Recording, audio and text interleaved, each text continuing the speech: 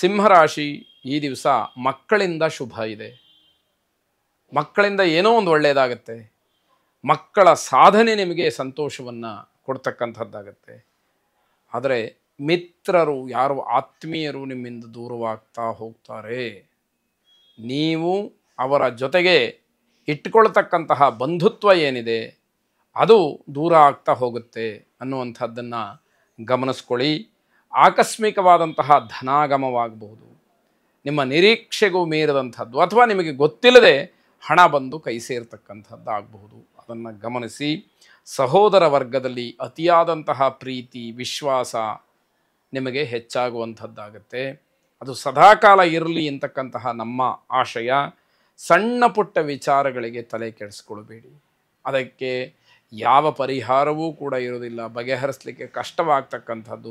ಅವೆಲ್ಲವನ್ನು ವಿಚಾರ ಮಾಡೋ ಹೊತ್ತಿಗೆ ದಿನ ಕಳೆದು ಹೋಗುವಂಥದ್ದಾಗತ್ತೆ. ಮನಸ್ಸಿಗೆ ಖುಷಿ ಇದೆ, ಆದರೆ ಸಮಾಧಾನ ಇದೆಯಾ ಅನ್ನುವಂಥದ್ದನ್ನು ಗಮನಿಸ್ಕೊಳ್ಳಿ. ಸಮಾಧಾನ ಇಲ್ಲದೇ ಇದ್ದರೆ ಸಮಾಧಾನವಾಗಿ ನಡ್ಕೊಳ್ಬೇಕಾದಂಥದ್ದಾಗತ್ತೆ. ಆಂಜನೇಯ ಸ್ವಾಮಿಯನ್ನು ಪ್ರಾರ್ಥನೆ ಮಾಡಿ. ಮನೋಜವಂ ಮಾರುತ ತುಲ್ಯ ವೇಗಂ ಜಿತೇಂದ್ರಿಯಂ ಬುದ್ಧಿಮತಾಂ ವರಿಷ್ಠಂ ವಾತಾತ್ಮಜಂ ವಾನರ ಯೂಥ ಮುಖ್ಯಂ ಶ್ರೀರಾಮದೂತಂ ಶಿರಸಾ ನಮಾಮಿ ಎಂಬ ದೈನ್ಯ ಪ್ರಾರ್ಥನೆ ನಿಮ್ಮದಾಗಿರಲಿ. ಶುಭವಾಗಿ.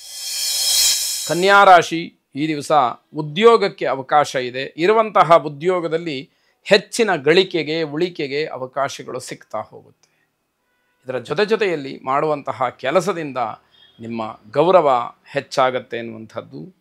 ಭೂ ಖರೀದಿಯನ್ನು ಮಾಡ್ತಕ್ಕಂತಹ ಯೋಗ ಅಥವಾ ಭೂಮಿಯ ವಿಚಾರಕ್ಕೆ ಸಂಬಂಧಪಟ್ಟಂತಹ ವಿಚಾರ ಅಥವಾ ಭೂಮಿಗೆ ಸಂಬಂಧಪಟ್ಟಂತಹ ಯಾವ ಒಂದು ಚರ್ಚೆ ಮುನ್ನೆಲೆಗೆ ಬಂದು ತಟಸ್ಥವಾಗತ್ತೆ ಅನ್ನುವಂಥದ್ದನ್ನು ಗಮನಿಸ್ಕೊಳ್ಳಿ.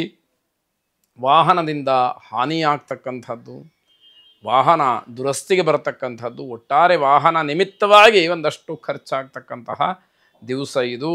ತಾಯಿಯ ಕಡೆಯಿಂದ ಪರೋಕ್ಷವಾಗಿ ಧನಾಗಮವಾಗತ್ತೆ.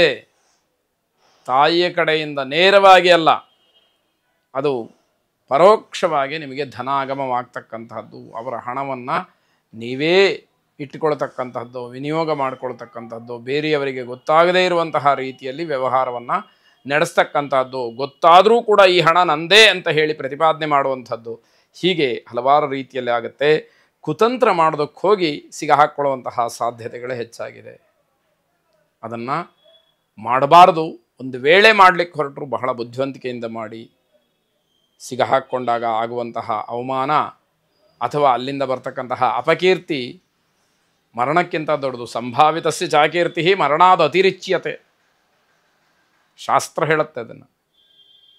ನಮಗೇನಾದರೂ ಅವಮಾನ ಆಯಿತು ಅಂತಂದರೆ ಅದು ಬದುಕಿದ್ದು ಪ್ರಯೋಜನ ಇಲ್ಲ ಅನ್ನುವಷ್ಟರ ಮಟ್ಟಿಗೆ ಆಗೋಗುತ್ತೆ. ಆದ್ದರಿಂದ ಮುಂಚಿತವಾಗಿ ಆಲೋಚನೆಯನ್ನು ಮಾಡಬೇಕು. ಪ್ರಾಮಾಣಿಕತೆ ಇದ್ದರೆ ಮಾತ್ರ ಮುಂದೆ ಒಳ್ಳೆಯ ದಿವಸಗಳನ್ನು ನೋಡಲಿಕ್ಕೆ ಅವಕಾಶಗಳಿರುತ್ತೆ.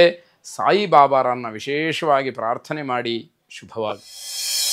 ತುಲಾರಾಶಿ ಬಂಧುಗಳನ್ನು ಸಮಾಧಾನ ಪಡಿಸೋದಕ್ಕೆ ತುಂಬ ಪರಿಶ್ರಮ ಪಡ್ತೀರಿ. ಯಾವ ರೀತಿಯಲ್ಲಿ ಬಂಧುಗಳನ್ನು ಸಮಾಧಾನ ಪಡಿಸಬಹುದು, ಅವ್ರಿಗೆ ಯಾವ ರೀತಿ ನಾನು 4 ಮಾತುಗಳನ್ನು ಹೇಳಿ ನಮ್ಮ ಪರವಾಗಿ ನಿಲ್ಲೋದಕ್ಕೆ ಅವರನ್ನು ಕೇಳಿಕೊಳ್ಳಬಹುದು ಅನ್ನುವುದಕ್ಕೆ ದೊಡ್ಡ ಪರಿಶ್ರಮ ಪಡಬೇಕಾಗುತ್ತೆ.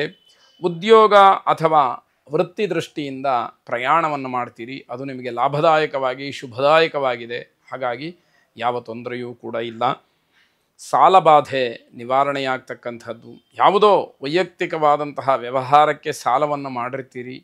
ಆ ಹಣವನ್ನು ಹಿಂದಿರುಗಿಸಿ ಕೊಡ್ತಕ್ಕಂತಹ ಯಾವುದೋ ಒಂದು ದೊಡ್ಡ ಮಾರ್ಗ ನಿಮಗೆ ಗೋಚರವಾಗ್ತಕ್ಕಂಥದ್ದು. ಅದರಂತೆ ಹಣವನ್ನು ಪಡೆದು ಸಾಲವನ್ನು ತೀರಿಸ್ತಕ್ಕಂಥದ್ದಾಗತ್ತೆ. ಹೊಸ ವಸ್ತುವನ್ನು ಖರೀದಿ ಮಾಡೋಕ್ಕೆ ದಿಟ್ಟ ಹೆಜ್ಜೆಯನ್ನಿಡ್ತೀರಿ. ಹಣ ಯಾವಾಗ ಕೈಲಿ ಓಡಾಡುತ್ತೆ ಆಗ ಲೌಕಿಕವಾದಂತಹ ಯಾವ ನಿರ್ಧಾರವನ್ನು ಬೇಕಾದರೂ ಕೂಡ ಮಾಡಬಹುದಾಗಿರುತ್ತೆ. ಅದೃಷ್ಟ ಧನಾತ್ಮಕವಾಗಿ ಬದಲಾಗ್ತಾ ಇದೆ ಅನ್ನುವಂಥದ್ದು ನಿಮ್ಮ ಅನುಭವ. ಅದೃಷ್ಟ ಅನ್ನುವಂಥದ್ದು ಯಾವತ್ತೂ ಧನಾತ್ಮಕವೇ. ಆದರೆ ಆ ಅದೃಷ್ಟ ನನಗೆ ಒಳಿತನ್ನು ಮಾಡ್ತಾ ಇದೆ ಎನ್ನುವಂತಹ ಅನುಭವವಾಗುತ್ತಲ್ಲ, ಅದು ಬಹಳ ಮುಖ್ಯವಾಗುತ್ತೆ.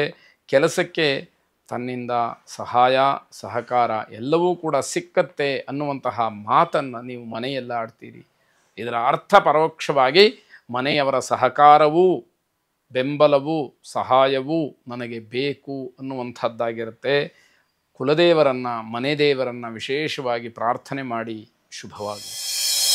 ವೃಶ್ಚಿಕ ರಾಶಿ, ಉದ್ಯೋಗದಲ್ಲಿ ಆಕಸ್ಮಿಕವಾಗಿ ಅನುಕೂಲವಾಗುತ್ತೆ. ಎಲ್ಲೋ ಕೆಲಸ ಮಾಡ್ತಾ ಇರ್ತೀರಿ, ಇದ್ದಕ್ಕಿದ್ದ ಹಾಗೆ ಅನಿರೀಕ್ಷಿತವಾಗಿ ನಿಮಗೊಂದಷ್ಟು ಒಳ್ಳೆಯದಾಗ್ತಕ್ಕಂಥದ್ದು, ಏನೋ ಲಾಭ ಆಗುವಂಥದ್ದು, ಏನೋ ಲಭ್ಯವಾಗುವಂಥದ್ದು ನಿಮಗೆ ಸಂತೋಷವನ್ನು ಕೊಡುತ್ತೆ. ಗೌರವ ಸನ್ಮಾನಗಳು ನಿಮ್ಮ ನಿರೀಕ್ಷೆಗೂ ಮೀರಿದ ಹಾಗೆ ನಡೀತಕ್ಕಂಥದ್ದಾಗತ್ತೆ. ನೀವೆಷ್ಟರ ಮಟ್ಟಿಗೆ ನನಗೆ ಗೌರವ ಸಿಕ್ಕಬಹುದು ಅಂತ ಹೇಳಿ ನಿರೀಕ್ಷೆ ಮಾಡಿರ್ತೀರೋ ಅದಕ್ಕೆ ದ್ವಿಪಟ್ಟಾಗಿ 3 ಪಟ್ಟಾಗಿ ನಿಮಗೆ ಅನುಕೂಲ ಆಗ್ತಕ್ಕಂಥದ್ದಿದೆ. ಶುಭ ಕಾರ್ಯಗಳಿಗೆ ಅನುಕೂಲವಾಗ್ತಕ್ಕಂತಹ ಸಂದರ್ಭ ಕಾಣ್ತಾ ಇದೆ.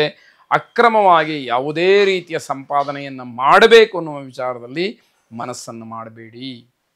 ವಾಮ ಮಾರ್ಗದಲ್ಲಿ ಹಣವನ್ನು ಸಂಪಾದನೆ ಮಾಡಬೇಕು ಅನ್ನುವಂತಹ ಆಲೋಚನೆಗಳಿದ್ದರೆ, ಮನಸ್ಸಿದ್ದರೆ, ಆ ರೀತಿಯ ಅವಕಾಶಗಳಿದ್ದರೆ ದಯಮಾಡಿ ಅವೆಲ್ಲವನ್ನು ದೂರ ಮಾಡಿ. ಆಗ ನಿಮ್ಮ ಗೌರವ ಇನ್ನಷ್ಟು ಮತ್ತಷ್ಟು ಹೆಚ್ಚಾಗ್ತಕ್ಕಂಥದ್ದಾಗುತ್ತೆ. ಸ್ವಲ್ಪ ಮಾನಸಿಕವಾಗಿ ನೀವು ವಿಶ್ರಾಂತಿಯನ್ನು ಮಾಡಬೇಕು. ಮನಸ್ಸು ನಿಮ್ಮ ಮಾತನ್ನು ಕೇಳ್ತಾ ಇಲ್ಲ, ಕೇಳುವ ಹಾಗೆ ಮಾಡಬೇಕು ಅಂತಂದರೆ ಸ್ವಲ್ಪ ವಿಶ್ರಾಂತಿಯನ್ನು ಕೊಟ್ಟು ನಿಮ್ಮ ಹಿಡಿತಕ್ಕೆ ಅದನ್ನು ತಗೊಳ್ಬೇಕಾದಂಥದ್ದಿರುತ್ತೆ. ಸರಿಯಾದಂತಹ ನಿರ್ಧಾರಗಳನ್ನು ಮಾಡಿದಾಗ ಮಾತ್ರ ಶುಭ ಇದೆ. ಯಾವುದೋ ಬಲವಂತಕ್ಕೆ, ಇನ್ಯಾವುದೋ ದಾಕ್ಷಿಣ್ಯಕ್ಕೆ ಮಾಡ್ತಕ್ಕಂತಹ ನಿರ್ಧಾರಗಳು ನಿಮಗೆ ಶಾಶ್ವತವಾಗಿ ಅನುಕೂಲವನ್ನು ಮಾಡಿಕೊಡುವುದಿಲ್ಲ ಅನ್ನುವಂಥದ್ದು ಗೊತ್ತಾಗಬೇಕು.